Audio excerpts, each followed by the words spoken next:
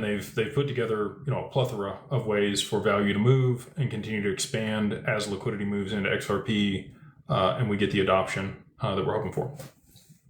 XRP Rippler says, if the reverse carry trade unwinds and XRP bottoms at 20 cents just before it goes parabolic, will all the exchanges freeze up? Yeah.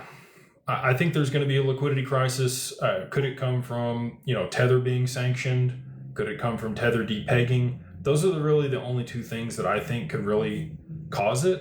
I don't know that it'll depeg. I think that them having gold and Bitcoin on their balance sheet could cause issues. But if there was a reason for the U.S. government to sanction a protocol, we've already seen them do it. We already saw them do that with Tornado Cash, and they could absolutely do it again with Tether.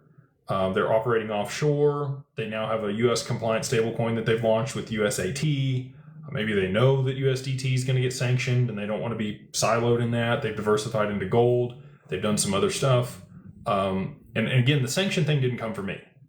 This was actually a conversation that I had with Ryan. I can't think of Ryan's last name. He's a developer at Ripple. And Scams, the guy that I had the bet with at the end of last year. I went back and forth with him on Twitter a little bit, and it was Ryan from Ripple that actually brought up the fact that the U.S. government could sanction Tether.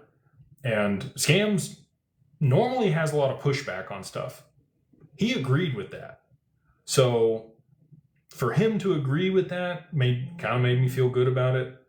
If it gets tied to Epstein, if it gets tied to something else that's, not great, circumventing sanctions, other stuff, the U.S. government would have the authority to sanction that network, and anybody, putting money in and out of that probably has a problem, right?